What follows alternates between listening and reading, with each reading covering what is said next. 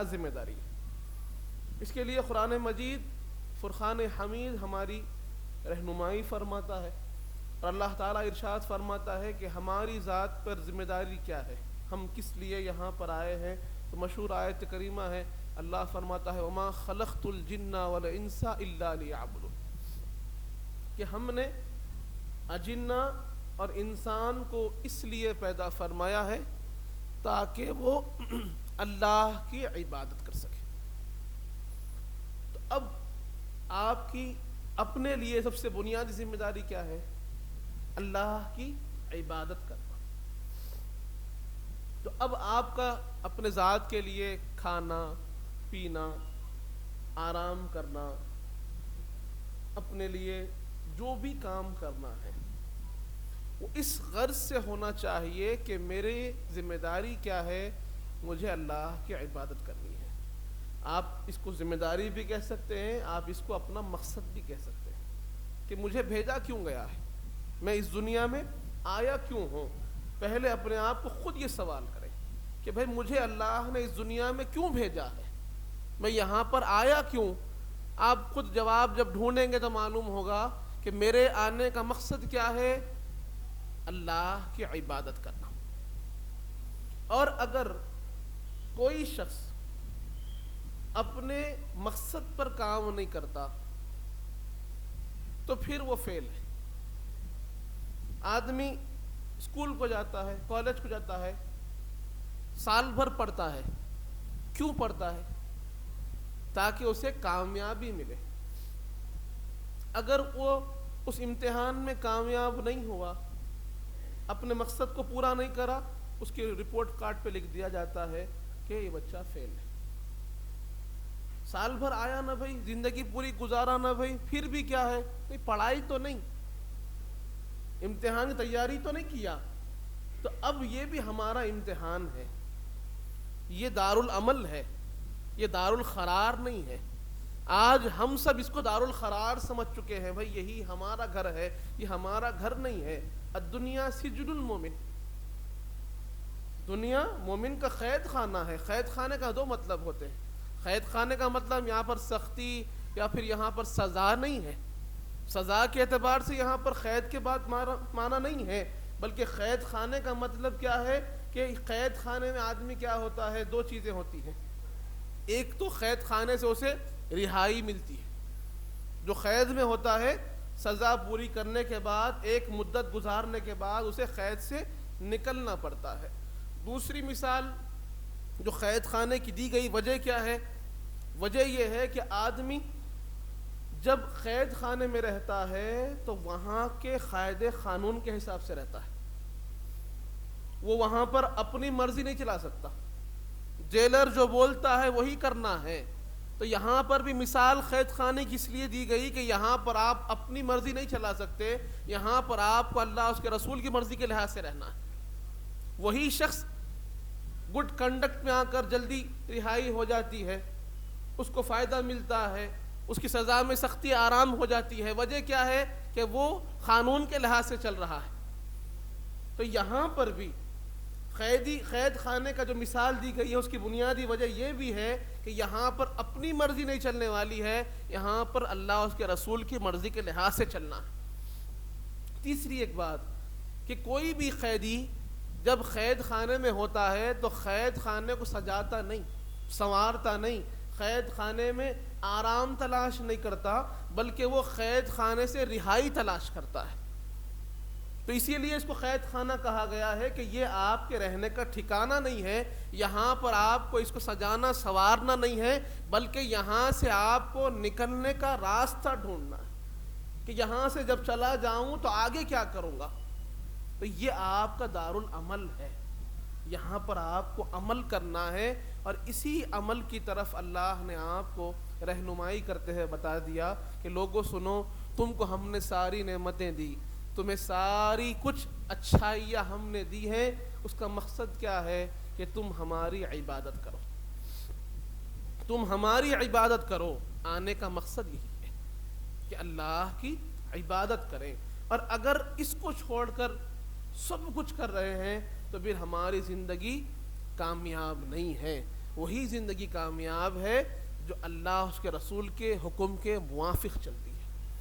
اب یہاں عبادت کے بھی لفظ کو تھوڑا سمجھنے کی ضرورت ہے۔ جب آدمی عبادت کی بات کرتا ہے تو ذہن میں نماز آتی ہے، ذہن میں قرآن پڑھنا آتا ہے، ذہن میں ذکر کرنا آتا ہے، ذہن کے اندر صدقہ کرنا آتا ہے، لیکن یہ عبادت کے کچھ طریقے ہیں، یہی عبادت نہیں ہے، یہ کچھ طریقے ہیں۔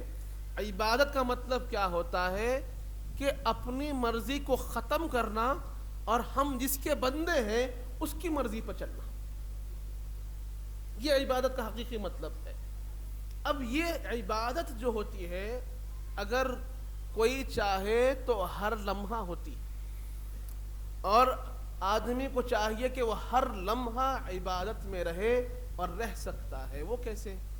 لوگ کہتے ہیں وہ کیسے؟ بھائی عبادت کے لیے تو خصوصیت کے ساتھ ایک وقت ہے، نہیں، نماز کے لیے وقت ہے، روزے کے لیے وقت ہے، زکوٰۃ کے لیے سال گزرنا ہے، حج کے لیے سفر کر کر جانا ہے، لیکن عبادت کے لیے نہیں، کیونکہ عبادت کا مطلب کیا ہے کہ بندے مومن اللہ کے حکم کے موافق رہے، حضور پاک صلی اللہ علیہ وسلم کے طریقے پر چلے، یہ عبادت ہے۔ اور اسلام صرف نماز، روزہ، زکوٰۃ، حج نہیں ہے، اسلام ایک ایسا کامل دین ہے جس نے ہمیں اپنی زندگی کے ہر لمحے کو گزارنے کا سلیقہ سکھایا۔ اب عبادت اگر کرنا ہے، آپ تجارت کر رہے ہیں، وہاں پر حلال و حرام کی تمیز کیجئے، وہ عبادت ہے۔ آپ گھر میں ہیں، وہاں پر صحیح اور غلط کی پہچان کیجئے، وہ عبادت ہے۔ آپ آفس میں ہیں، وہاں پر آپ سچائی اور جھوٹ کا فرق رکھیے، وہ عبادت ہے۔ ہر لمحہ آپ جب چل رہے ہیں، آپ جب سوچ رہے ہیں، جب تک آپ کی فکر، جب تک آپ کے قدم اللہ اور اس کے رسول کے حکم کے موافق چلیں گے، آپ عبادت میں زندگی گزار رہے ہیں۔ اگر اس کے خلاف چلیں گے تو پھر نافرمانی کی طرف جا رہے ہیں۔ کئی لوگ یہ خیال کر رہے ہیں کہ میں مسجد میں گیا، عبادت کر لیا، میرا کام ہو گیا۔ نہیں، عبادت آپ کو ہر لمحہ کرنا ہے، اس طور پر کہ آپ کو اللہ کے حکم کے موافق چلنا ہے، حضور پاک صلی اللہ علیہ وسلم کے طریقے پر چلنا ہے۔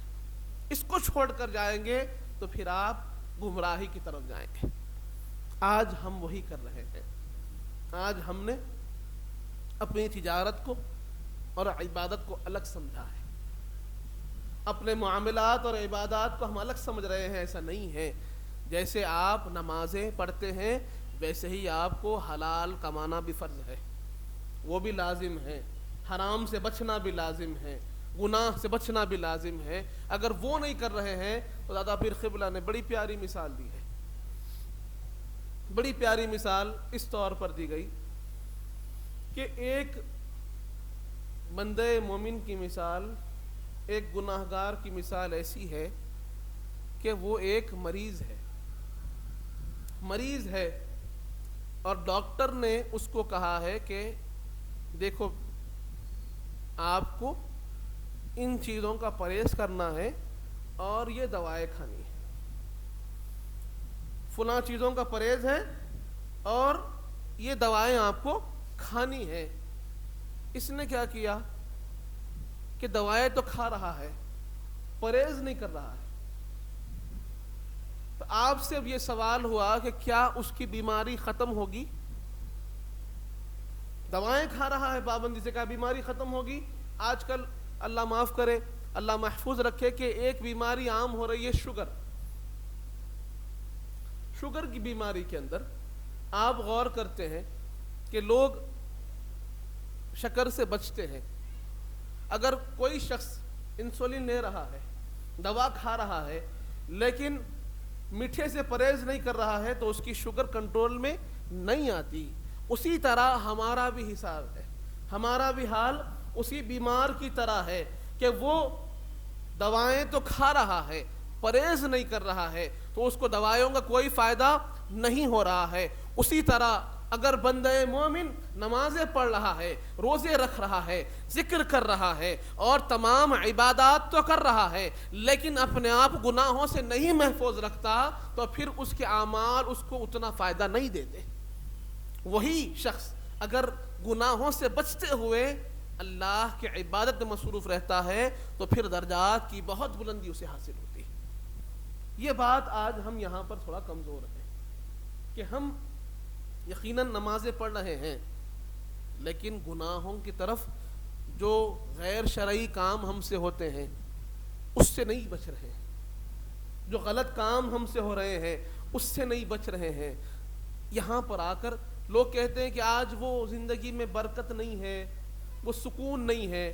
تو سکون کیسے ملے گا جب آپ نے شیطانی عمل کو چھوڑا ہی نہیں؟ تو سکون کیسے ملے گا؟ آپ کا اپنے نفس پر قابو نہیں تو سکون کیسے ملے گا؟ آپ کو ذکر میں حلاوت کیسے ملے گی جب تک کہ آپ سنت کی پیروی نہیں کریں گے؟ سنت کی پیروی کریں گے تو سکون حاصل ہوگا, اللہ کے حکم کے موافق ہر لمحہ چلیں گے تو سکون حاصل ہوگا. اور یہ خیال رکھیں, دوسری ایک ذمہ داری, یہ تو عبادت کے تحت ہماری ذمہ داری تھی, اپنی ذاتی ذمہ داری, اور دوسری ایک ذمہ داری جو دوسرے دیگر مخلوقوں کی طرف ہماری ہے. اللہ فرماتا ہے کنتم خیر امت اخرجت للناس تأمرون بالمعروف وتنہون عن المنکر وتؤمنون باللہ, کہ تم بہترین امت ہو جو لوگوں کے لیے نکالی گئی ہے. ہم سے خطاب کر کر اللہ فرما رہا ہے کہ تم بہترین امت ہو, اے مومنوں, اے مسلمانوں, تم بہترین امت ہو. تخرجون کہ تم کو نکالا گیا ہے, کس لیے؟ لوگوں کے لیے, لوگوں کے لیے نکالا گیا ہے. کرتے کیا ہے؟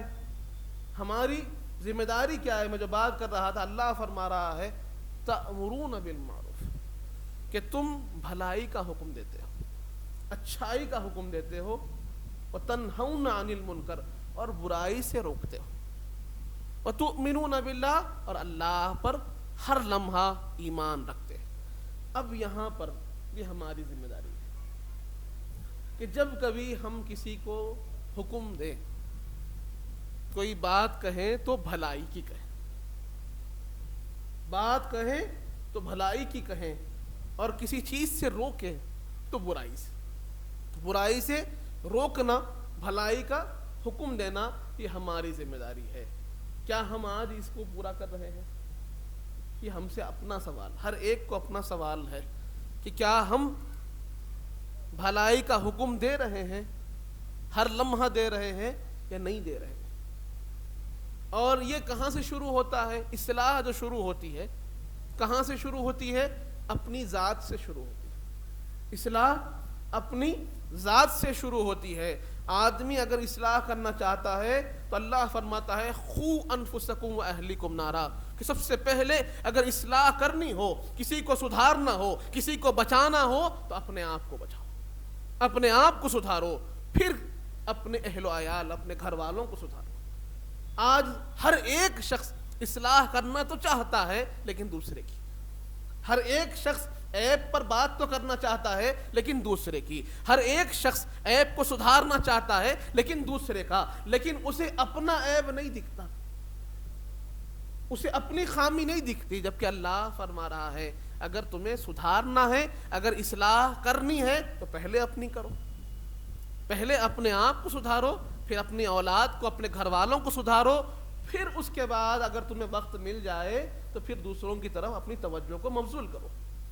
آج معاملہ یہ ہو گیا ہے کہ اپنے اعمال تو پس پشت ہے, اپنی اولاد تو اچھی ہے, اگر کسی میں عیب ہے تو دوسرے میں. یہ بات مناسب نہیں ہے, یہ بات قرآن کے طرز پر نہیں ہے, بلکہ آدمی کو اپنی جانچ کرنی ہے. مولا علی مشکل کشا کا ایک قول یاد آتا ہے, آپ فرماتے ہیں کہ کامیاب آدمی وہ ہے جو دوسروں کی خوبیوں کو دیکھے اور اپنے عیبوں کو دیکھے. کامیاب آدمی کون ہے؟ جو دوسروں کی خوبیوں کو دیکھے اور اپنے عیبوں کو دیکھے. اس سے ہوگا کیا؟ ہوگا یہ کہ جب وہ دوسروں کی خوبیوں کو دیکھے گا تو وہ خوبیاں یہ خود اختیار کرے گا, اور اپنے عیبوں کو دیکھے گا تو وہ عیبوں کو سدھار لے گا. یہ بات ہے. آج ہم اس کے بالکل برعکس ہو گئے, اس کے بالکل اپوزٹ ہو گئے کہ ہم دوسروں کے عیبوں کو دیکھ رہے ہیں اور اپنی خوبیوں کو دیکھ رہے ہیں, اور یہ چاہتے ہیں کہ میری تعریف ہو, میری واہ واہ ہو, لوگ میری تعریف کریں, ہر شخص یہ چاہ رہا ہے. ایسے نہیں ہے, بلکہ ہمیں چاہیے کیا کہ اگر تعریف چاہتے ہیں تو اس سے چاہیں, اپنے آپ کو اس مقام پر لا کر کھڑا کر دیں کہ رب ذوالجلال ہماری تعریف کرے, اللہ ہم کو کہے کہ, یا پھر اللہ فرشتوں سے کہے کہ فرشتوں دیکھو تم نے جن کو قاتل کہا تھا, تم نے جن کو خون بہانے والا کہا تھا, آج دیکھو یہ بندے میری کیسی عبادت کرتے ہیں, کہ وہ ہماری تعریف کرے. اپنے آپ اس مقام پر لے جائیے کہ کبھی تعریف کی خواہش ہو جائے, کبھی تعریف کی طلب ہو جائے, تو پھر اپنے آپ کو اس کی نگاہ میں دیکھیے کہ وہ مجھ سے خوش ہے کہ نہیں ہے, وہ مجھ سے راضی ہے کہ نہیں ہے, وہ میرے لیے اگر میں اس کے سامنے تعریف کے قابل ہو گیا تو سمجھ لو کہ میں کامیاب ہو گیا. آج ہم مخلوق کی تعریف چاہتے ہیں, نہیں, تعریف چاہنا ہے تو خالق کی چاہے, رضا چاہنا ہے تو اس کی چاہے, خوشنودی چاہنا ہے تو اس کی چاہے, کہ آپ یہ کوشش کریں کہ میرا رب مجھ سے خوش ہو جائے. ہر عمل میں یہ کوشش کیجیے کہ آج ہم دیکھتے ہیں کہ بھئی انہوں خوش ہو جانا, انہوں خوش ہو جانا, اس سے بہتر ہے کہ دیکھیے کہ میں یہ کام کر رہا ہوں وہ خوش ہو رہا ہے کہ نہیں ہے, یہ کام کر رہا ہوں وہ مجھ سے راضی ہے کہ نہیں ہے, یہ کام کر رہا ہوں میں اس کو خوش کر رہا ہوں کہ نہیں ہوں. دیکھیے آپ پھر کیسے عمل میں کیسے فرق آئے گا, کیسے کامیابی آپ کے قدموں میں آ جائے گی. یہ کام ہونا چاہیے. اس طرف ہم تھوڑا سا کوتاہ ہیں, اس طرف ہماری توجہ نہیں ہے کہ ہم جب حکم دیں تو بھلائی کا, اچھے کام کا حکم دیں, اور کبھی روکیں تو برائی سے روکیں, بھلائی سے کبھی نہیں روکنا, برائی سے روکنا. اور اس کا جو طریقہ ہے, طریقہ جو ہے وہ اللہ تعالی ہم کو فرماتا ہے کہ جب تم کسی کو اللہ کی راہ کی طرف بلاؤ تو پھر حکمت سے بلاؤ, حکمت سے بلاؤ. حق ہے, سچ ہے, یہ ضروری نہیں ہے کہ زور سے بولا جائے, یہ ضروری نہیں ہے کہ ڈانٹ کر بولا جائے, یہ ضروری نہیں ہے کہ ان کو سختی کے ساتھ بولا جائے, بلکہ جب اللہ اس کے رسول کی بات ہو تو نرمی سے ہو, اخلاق سے ہو, حکمت سے ہو, اور ایسے طریقے سے بات ہو کہ وہ بات سامنے والا قبول کرے. آج ہم دیکھتے ہیں کہ ہمیں جب اپنے غرض کی بات نکالنی ہوتی ہے, اپنا غرض پورا کرنا ہوتا ہے, تجارت کی بات کرنی ہوتی ہے, کہیں سے منافع کہیں سے پیسے آنے ہوتے ہیں, تو کتنی پیاری بات کرتے ہیں, ہم ہی ہیں. کتنی نرم بات کرتے ہیں, ہم ہی ہیں. کتنی زبان میں مٹھاس ہوتی ہے, لیکن وہی جب آپ کو معلوم ہے کہ میرے پاس اتھارٹی ہے, میں سچ بول رہا ہوں, میں حق بول رہا ہوں, تو پھر ہمارے اندر وہ غصہ و جلال کیوں آ جاتا ہے؟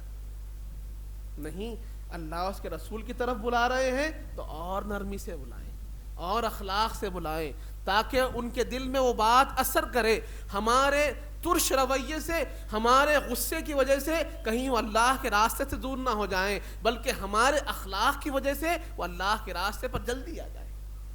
بچوں کی تربیت بھی ایسے ہی ہو کہ نرمی کے ساتھ سمجھاتے ہوئے, ہاں جہاں پر سختی کرنے کی ضرورت ہے, جہاں پر قرآن و حدیث میں ہم کو بتایا گیا کہ اگر بچہ 10 سال کا ہو چکا ہے, نماز کو نہیں جاتا ہے, تو پھر اس کو سختی کی ضرورت ہے, اس کو سختی کی ضرورت ہے. لیکن بیجا سختی کرنا یہ مناسب نہیں, راستے پر لانے کی ضرورت ہے. وہ حکمت ہمارے اندر ہونی چاہیے کہ کس بات سے یہ بچہ راستے پر آ جائے گا, اللہ کے راستے پر کیسے آئے گا. تو یہ دو ہمارے ذمہ داریاں ہیں. ایک ذمہ داری ہماری اپنی ذاتی ذمہ داری کہ ہم اللہ اس کے رسول کی اطاعت میں رہیں, اللہ کی عبادت کریں, حضور پاک صلی اللہ علیہ وسلم کے بتائے ہوئے طریقے پر چلیں. یہ ہماری ذمہ داری ہے اپنے لیے. اور دوسروں کی طرف ذمہ داری جو اصلاحی ذمہ داری ہے, جو تبلیغی ذمہ داری ہے, جو لوگوں کو راستے پر لانے کی ذمہ داری ہے, تو اس میں بھلائی کا حکم دیں اور برائی سے روکیں, وہ بھی اخلاق کے ساتھ, حکمت کے ساتھ اور بہترین انداز کے ساتھ. یہ دو چیزیں ہم کو اختیار کرنا ہے. اور ایک بات ذہن میں رکھنی ہے کہ یہ دنیا ختم ہونے والی ہے, یہ دنیا فانی ہے, اس کو ہمیں ٹھکانہ نہیں بنانا ہے, بلکہ جو ہمارا ٹھکانہ ہے اس کے لیے ہمیں اس دنیا میں تیاری کرنی ہے, اس کے لیے تیاری کرنی ہے, خبر کے لیے تیاری کرنی ہے, اس اندھیرے کو مٹانے کے لیے نور کو جمع کرنا ہے. اور وہ نور مل سکتا ہے تو حضور پاک صلی اللہ علیہ وسلم کی محبت سے مل سکتا ہے, اللہ اس کے رسول کی اطاعت سے مل سکتا ہے، اس کے بغیر ہم کو حاصل نہیں ہوتا۔